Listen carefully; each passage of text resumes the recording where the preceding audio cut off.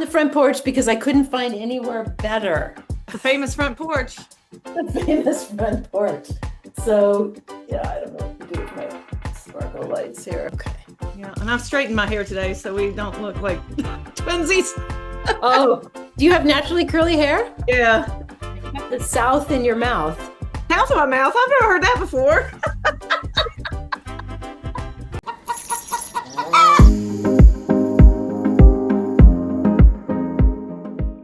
So welcome, and if you could please introduce yourself, who you are and how you got into veganism and feminism and all that good stuff.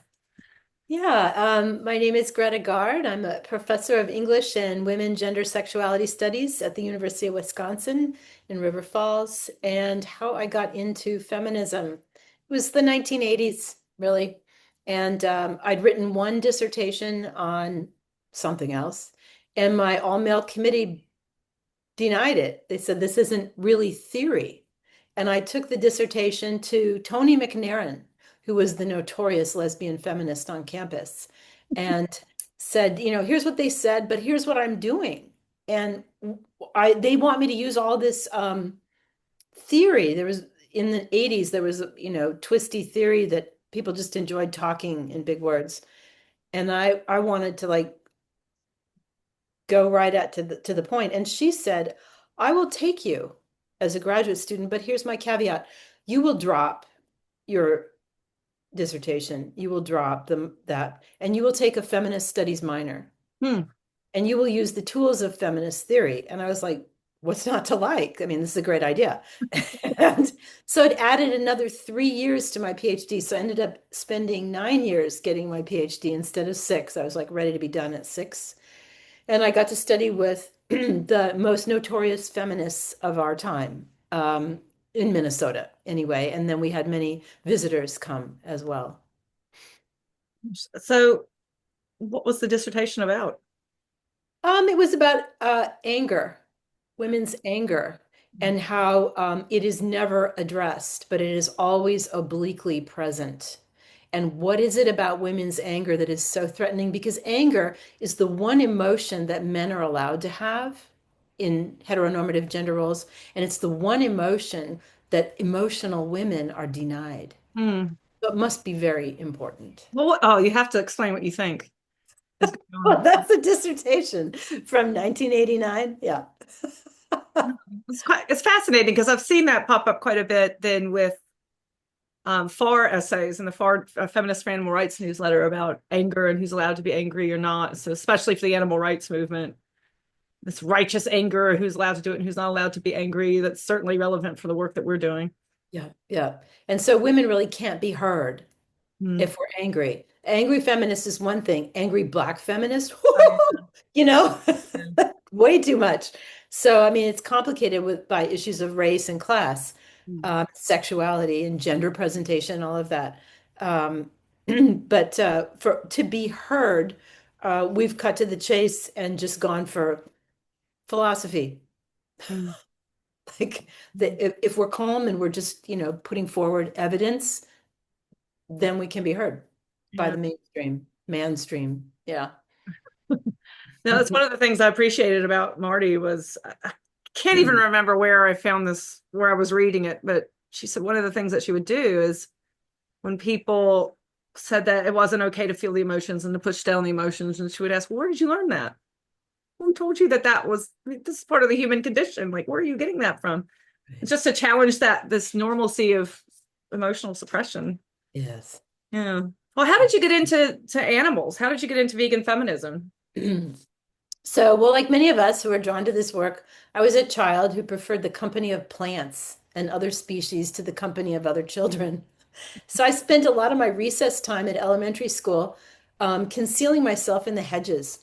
And I sat and quietly observed insects and birds moving around. And when I first saw that the red liquid on our dinner plates at home was someone's blood, I thought my parents were cannibals. And when I said I wasn't going to eat it, and they said I had to, or I could, you know, eat on the floor with the dog because real humans ate other animals, I decided not to eat with them. And I took my meals in the TV room. And this was the first era of Star Trek. on TV. And so this decision worked well for me because Star Trek was sending these messages that there's many types of different others in the galaxies. Yeah. And we're just one species in the galaxy, and all these differences merited respect and communication. So my feminism, it wasn't theorized, but it emerged from an early age self-determination about my sexuality, my spirituality, my diet, and education. And as we've said, the Feminist Studies graduate program at the University of Minnesota was wonderful.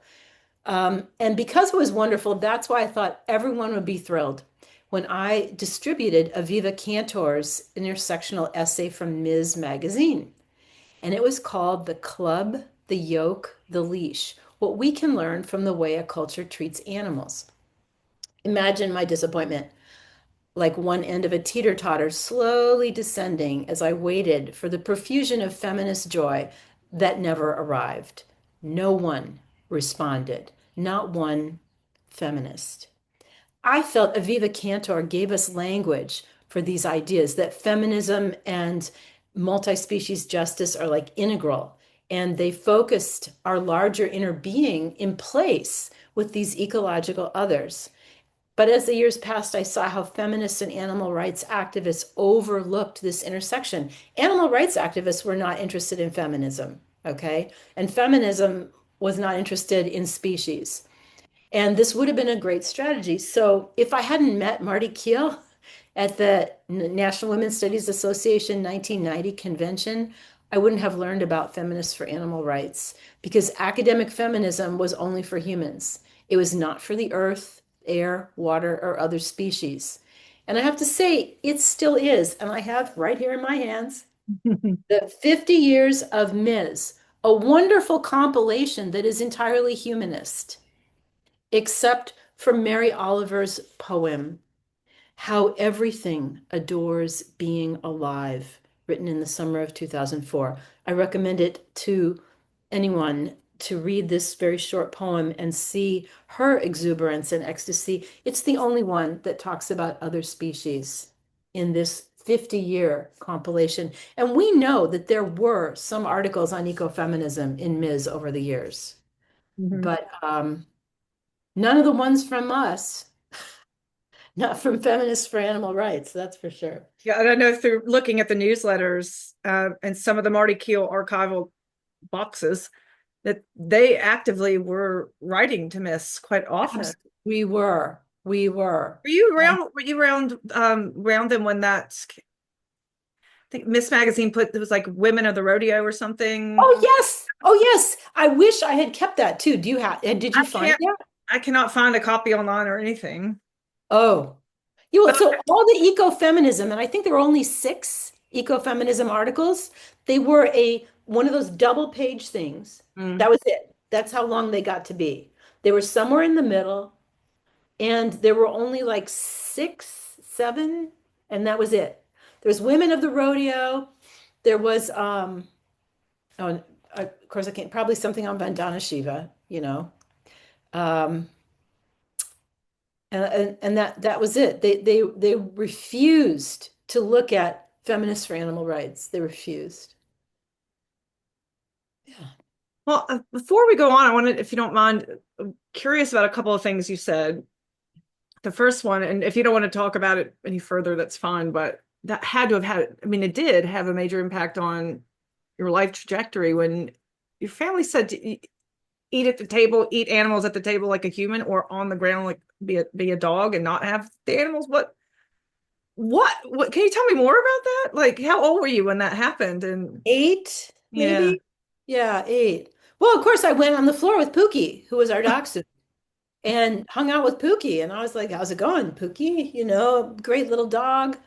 And then it occurred to me, we could eat Pookie, in your view. Like, so Pookie, I was like, we're allies, man. Like they're not going to eat you. It was, um, again, my mind was thinking about this in ways that their minds were not. They could not, the species barrier was like being in a bomb shelter for them. You could not go outside and survive. Mm. And that's absolutely true. Your identity would be transformed. I think you would be closer to divine. I mean, what is the divine consciousness except the consciousness of being a part of everything, being connected with everything, and in intersectional multi-species ecofeminism is a path. Like, wow, you can pop your mind open to be connected, to see plants as family. Mm. Yeah. I couldn't it's so hard for young people to think that like you can conceive of something that your parents can't. Yeah. It's quite brave to be 8 years old and to make your stand, I suppose. Did your family ever get more um maybe not tolerant is the word because I'm sure they had to get used to it, but more understanding as you got older and you were clearly committed to this? No, no, but the best time was 2 years before my mom died. She had a stroke. And her husband called me and said she's had a stroke, blah, blah, blah. So I flew from Minnesota there. And I went into the room where she was, and she had lost her speech. And she was in a bed, and we were talking, and then her physician came in, and my mom said, and I said, "Oh my God, you guys, mom has finally decided to go vegan."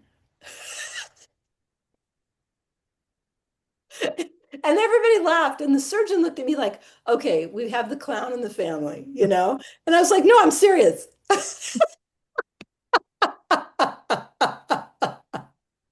So, I mean, we ended up learning to be with each other as family does, you Yeah, know. yeah.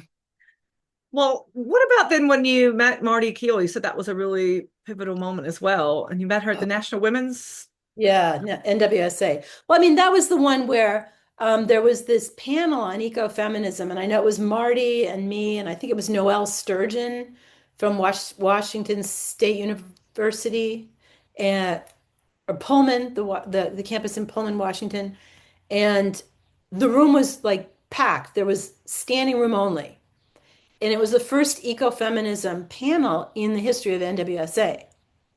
And so we decided to form the NWSA Ecofeminist Caucus, and Noel did the newsletter for a few years. And then there was no support from NWSA.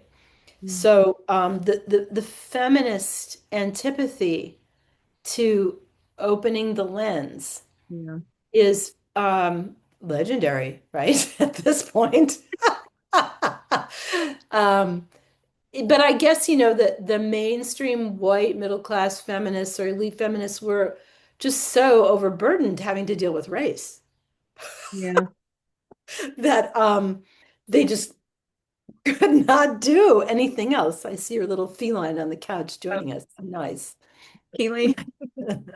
So, yeah, I mean, and of course it's disappointing. And for a little bit, it was almost paralyzing. But then, you know, you go on. So your sisters aren't coming with you on the trip, or some of them are, but Yeah. not all of them. Yeah. Well, do you have any thoughts on how things have actually changed since then? So you have some room for reflection there. So I have to say I don't really follow mainstream feminism anymore, so I don't really just kind of gone into my animal studies bubble. And that is their loss. Mm. That is their loss because we have written about climate change. And Right. this is where I wanted to pull up Richard Twine's book, Uncorrected Proof, because I got to review it. Yeah. um, Climate Crisis and Other Animals, flipping brilliant. Every piece of data you could want, linking animal agriculture and climate change. And his concluding chapter is like, folks, do you want to die? Or do you want to actually address climate change? There's no other way. It's industrialized animal agriculture that's going to take us down. Yes, it's oil. Yes, it's these other things. But this is so big and it's consistently overlooked in the climate movement. Yeah.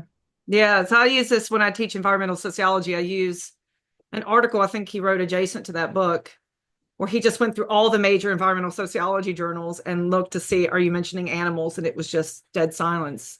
That's that, If yeah. you can't, and I use that in my class to teach my students. It's like, if you can't rely on scientists to tell To you, be objective. right, so then what do we do? And so that, like, one of the big themes in the class is you need to be able to think critically even about knowledge production. Well, Yeah. and that's a feminist insight, right? I mean, that's a Yeah. basic Yes. feminist Yeah. insight. Yeah. But then the mainstream feminists can't seem to use it on feminism either. Yeah, it's ubiquitous, isn't it? Because I was even active for a while in the atheist kind of writing community, Mm. and I mean, I still identify as atheist, but obviously I also am into pagan spirituality and stuff as well. But I remember even they were so anti-vegan and so anti-critical thinking when it came to anything that challenged their privilege, not just with animals, but with race issues, women's issues. And it's like Mm. if the so-called free thinking community won't freely think, this is a human situation. Like this is Yeah. ubiquitous. Yeah. Yeah. So what other, I guess we can move to the next question because this flows pretty well into that. I was wondering what you thought about what are the biggest barriers to vegan feminism besides, the feminist reluctance there and the environmentalist reluctance. Right. What else do you Right. think is facing vegan feminism? Let me think this through. I think what I have thought is that no matter where you are in these many intersecting circles of privilege, releasing privilege involves revising your self-concept. That our privilege, the way that like a vine that is, predatory, that's carnivorous or something, that privilege twines around our thinking in such a way that it connects with our self-identity. So, and the most obvious one is to be white actually shapes everything we do, everything that we think. And to really deconstruct racism, it involves transforming how we see ourselves. We know this about speciesism, right? We know this as we've done that work, is getting rid of this and just doing this so that when we look at them and they look at us, it's a mutual gaze. It's not an objectifying gaze. And feminism, for all of its work on, the gaze and objectification, hasn't chosen to pursue the really dangerous stuff. And I think race is dangerous. And I think that there has been, remarkable progress in that realm. But self-identity, we're so attached to it. I mean, feminism, isn't it still rooted in a gender identity to some degree, rather than saying this is where it began and it's a way of seeing? Um, I mean, I think it's in transition in that way, but and I'm speaking this as someone who's like practiced Buddhism for 20 years, and the main problem is selfing. Right. And with as long as we, exist in our little separate baggies, how can we form a movement of solidarity with different others? We have to unzip the baggie and pour our identity into that lake, which means where does it go? Well, it can't be separate anymore. It just can't. Hmm. Yeah. I like that analogy and I like that perspective because one of the things that I've seen in resistance to vegan feminism is this idea that, well, we're so identity focused, we're narcissistic. Why do you have to make everything so divisively around gender, race, class, whatever else? But I think I agree with you. It's not about me, myself, and I. It's about recognizing that these differences exist, Uh-huh. right? And trying, yeah, like you said, to do a mutual gaze, as you put it. But what if you obviously you must have come across that criticism. Even this morning, I saw someone who I thought was like a more radical feminist. It turns out the wrong kind of radical feminists, and they were saying, "Oh, the intersectional feminists, they're narcissistic and ruining the movement." Huh. Well, I mean that usually, that's a resistance to looking at your race privilege. I mean, is there anyone but white people who are saying that? This person was definitely white, so Yeah, yeah. And then what's so disgusting is that it's our job as white people to to call that out. I mean, to me, multi-species ecofeminism is vegan feminism, you know? Like I didn't, and then when I hear the term vegan feminism, I worry what happened to the eco, Mm. because I mean, to me, I talk to my plants, doesn't everybody? But it turns out they don't. And plants talk Oh, to me. So, like I get messages and because I'm open, I don't approach them with the assumption that they're mute. So, um, I I've had like lovely opportunities with plants, trees, a lot of trees, but other plants too, because they have an opinion, they're rocking it too. So, I definitely feel intense, intense guilt when I kill a house plant.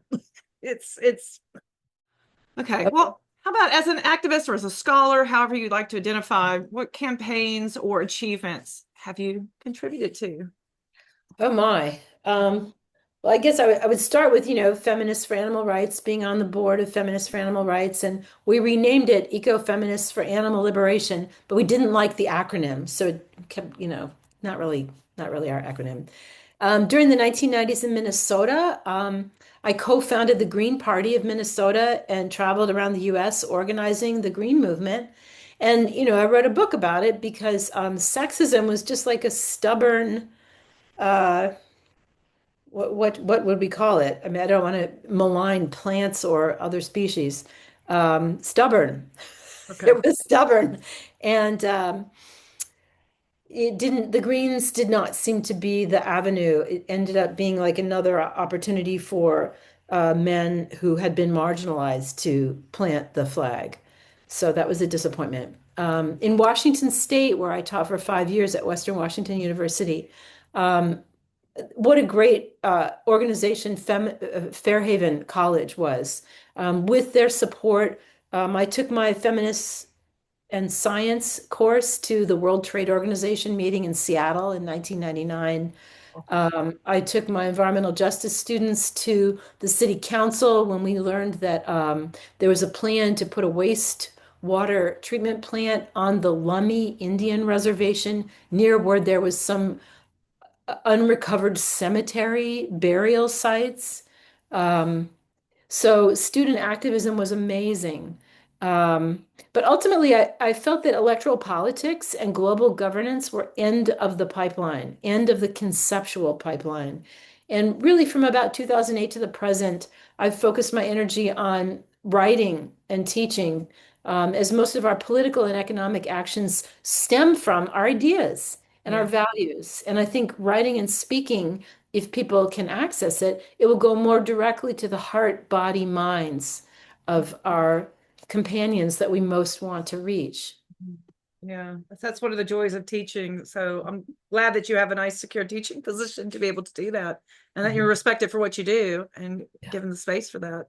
yeah. Can I just a hint hit on the Green Party bit as well? So looking through the Marti Kheel archives, I was shocked because again, a lot of this is before my time. I was born in the 80s, so I was a kid when a lot of this important stuff was happening. But she saved a lot of the correspondence, and I want to think that you were involved in that as well with the Green Party folks Mhm. and absolute nastiness.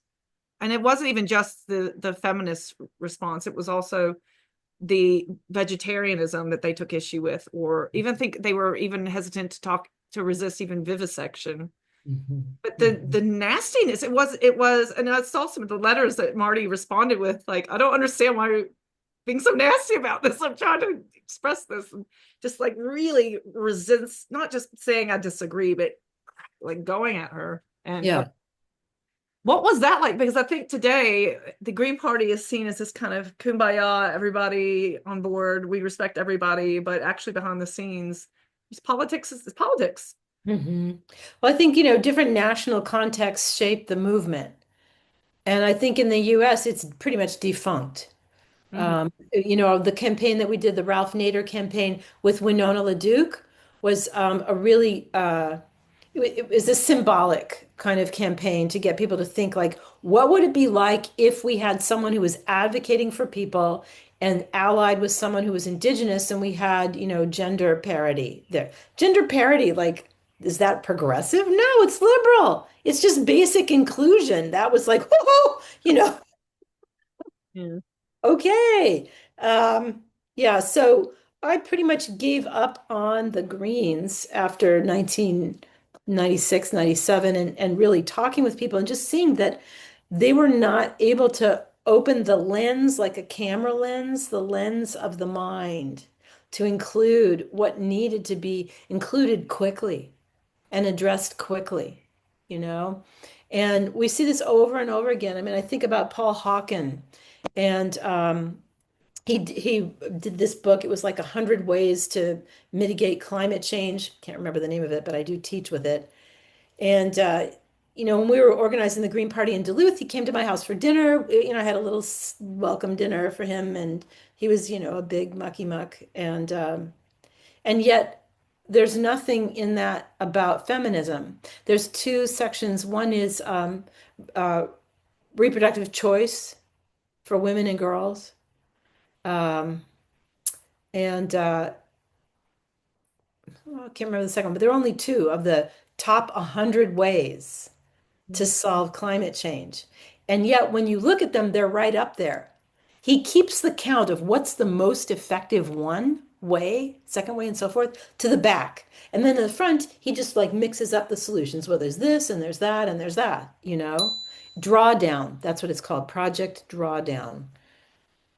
And they're high on the list. And it's like, but he knows, and his editors and his collaborators know, you can't say, well, one of the main things we could do to solve climate change is to give women and girls bodily self-determination. It's like, cut, right? So, right? So, in a way, climate change is a problem for communication scholars. And here we are, people who are activists, who are, vegan ecofeminists. And um, unless you're thinking about rhetoric, your message isn't going to get through. Right. Yeah. But can we not say there has been some movement on this? Of So, course. for instance, I was thinking with the environmental movement, and when I teach my environmental class, I intentionally have a whole week on animals because of all these reasons. And we talk about some of the reasons why animal rights is not included, da da da da da. And yet, I remember attending it was called the big one in London. It was the biggest climate protest to date. It was like in Hmm. 2023, I think. No. And I went, and it was the first time I had ever seen space intentionally carved out for the vegan message and for animal rights folks. And they Mm. had their own section. So we're out, it was like a camp out outside of Parliament, and they had their own, it was like Vegan Town. Here's all the vegan booths and things. And they had their own section in the march. They were segregated, of course, but whether that's good or bad, I don't, it's a different conversation. But they were there instead Hmm. of being completely erased. And then from that, the organization that had started that was Extinction Rebellion, which now is quite professionalized, but at the time was still a bit radical. But from that came Animal Rebellion, Hmm.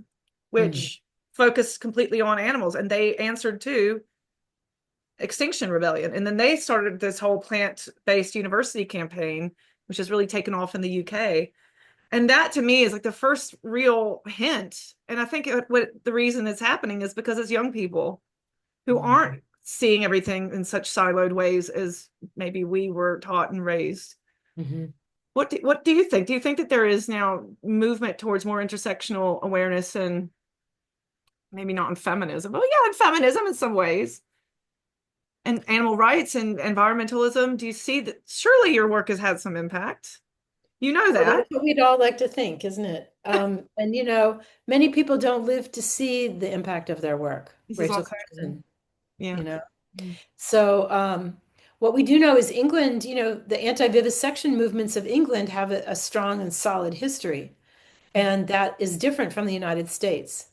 And so what you're describing in England, I don't see that as much in the United States. I mean, I really want to sorry, don't know why I didn't think of this. You have your whole library in your head, but then it turns out it's on a shelf somewhere. But I really want to recommend this book by Lisa Kemmerer called Oppressive Liberation. And the reason I recommend it is because she explores sexism in the animal rights activist organizations. And what we see is that they're primarily headed by men, but all the work is done by women. That all the staffing, all the, directing and so forth is done by women. And the any rebellion is sort of silenced by a commitment to the animals. And let's not get sidetracked from the main issue, which is working for the animals. So she uses this paradoxical title that the animal rights movement is oppressive for women despite its work to liberate other species. And she uses all the scholarly tools at our disposal to get surveys, to get information from women activists that detail the kinds of oppression that women experience in the animal rights movement. And this has been going on for decades. Prior to Lisa's research, people would go to the animal rights conferences and meet with Marti Kheel or Carol Adams and sob and describe the what their struggles, and they would get empathy and support, but they weren't getting documented.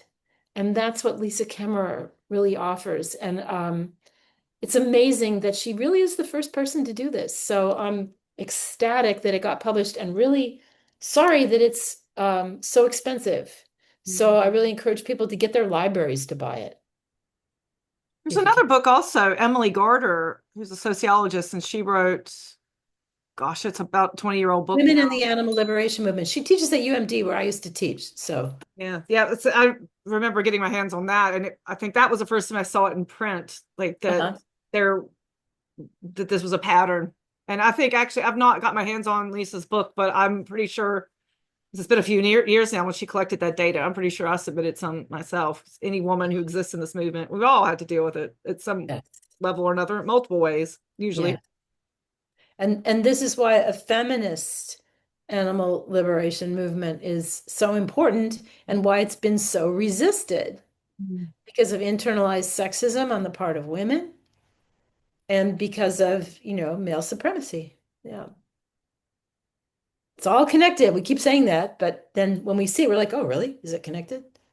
Yeah, and it's frustrating as well because this has gone on, as you said, this has gone on for so long, and I've been Decades. researching, yeah, centuries. I've been researching for this book, and people have actually done lots of not maybe not documentation, but archival research anyway, to see how women have been actively deplatformed, ignored. Their work has been appropriated. The RSPCA notoriously made use of women's work, but then prevented them from any leadership positions. And if they tried to outstep their role, they would Yes. be, they'd be punished for that. And other, like, that's just one example of many.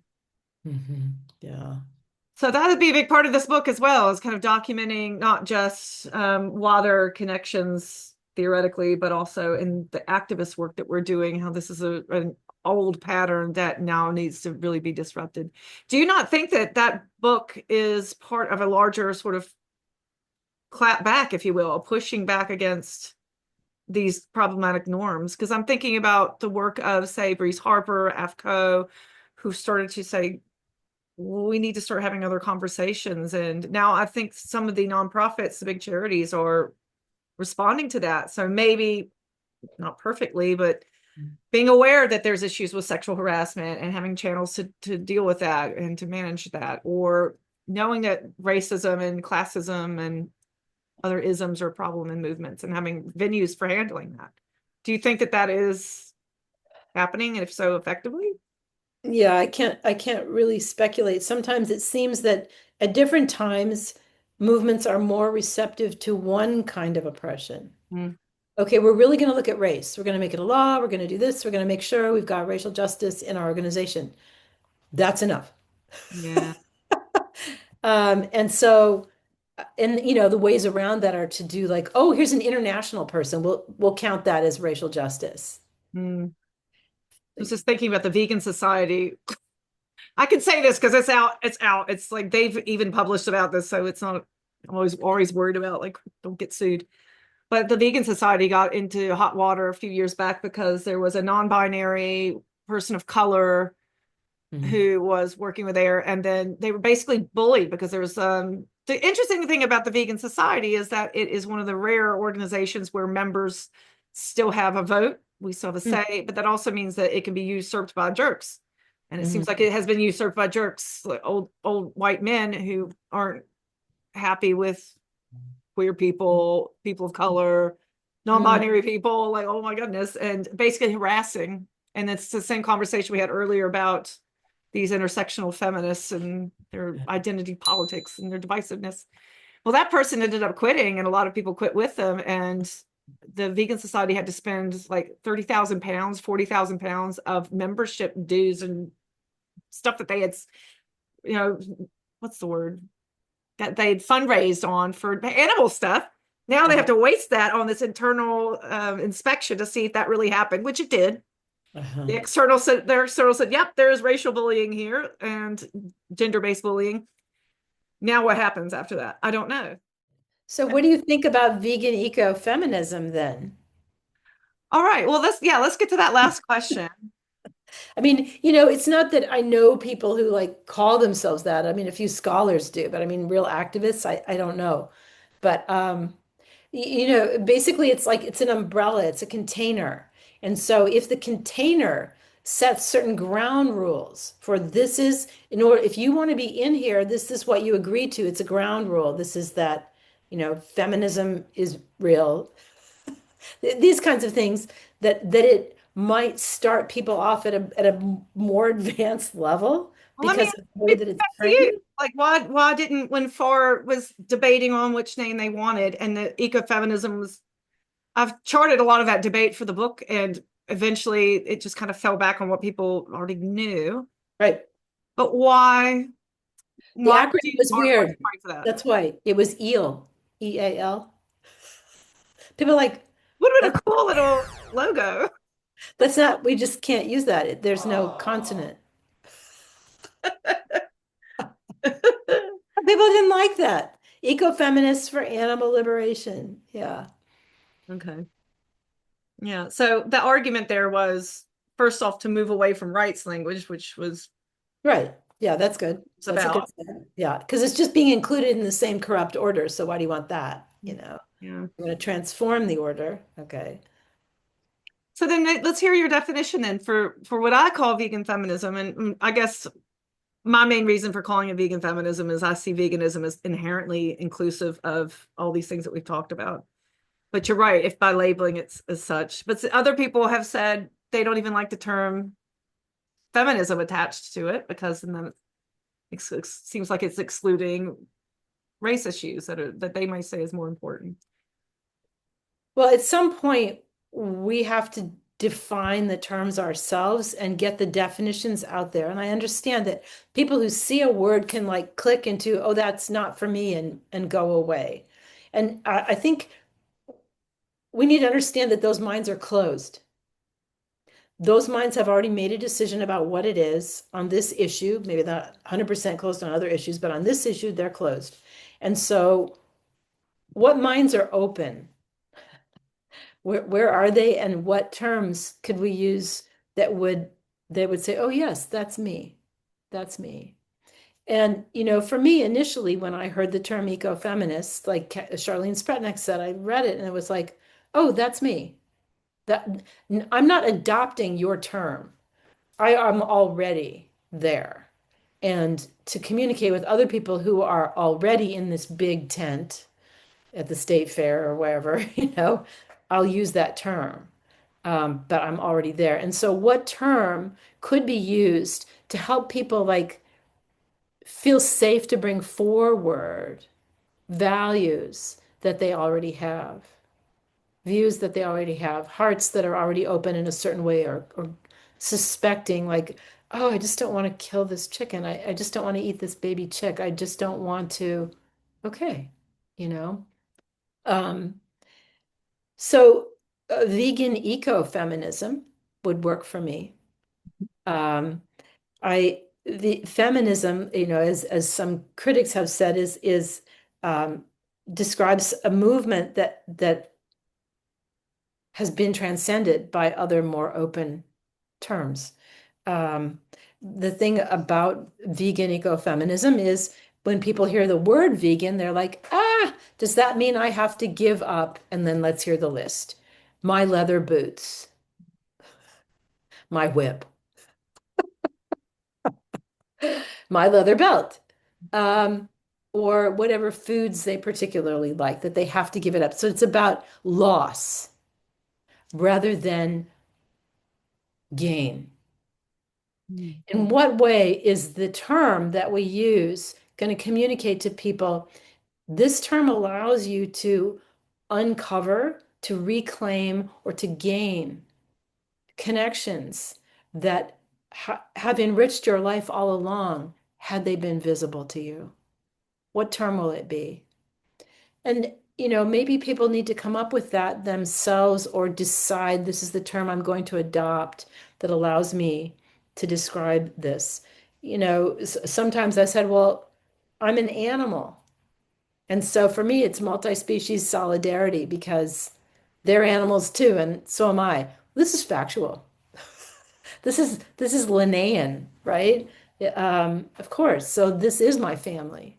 This is my family. And if we go larger and higher up the Linnaean category, the plants are our family, you know? And when we do that from a Euro-Western perspective, we're traveling back to meet indigenous cultures who never lost it.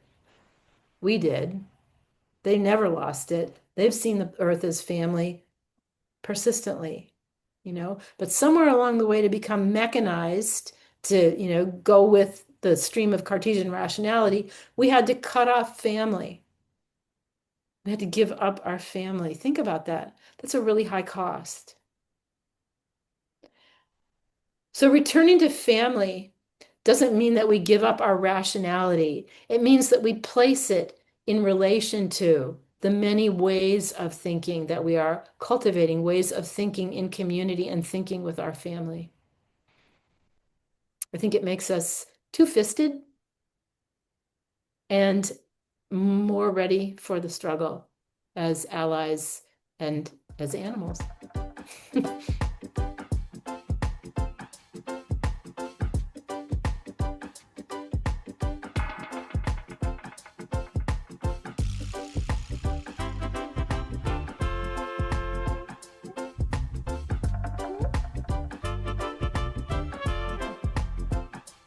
And that team ended up doing this Sex Ecologies book. It's an international volume, and Kunsthal Trondheim, the artist Kunst, right? The artist place in Trondheim, Norway, that they were collaborating with, did this visual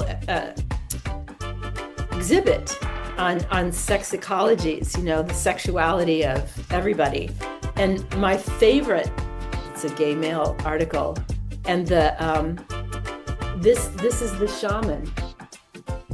Like you see the ceremonial objects in his hands, and he's got this sort of garland on his head, garlands around his neck. This 1890, Samoan, an ancestor from Eastern Samoa. Pago Pago, 1889 to 1890. Wow. I mean, I just look at this guy and it's like, Wiccan, man. He's pagan.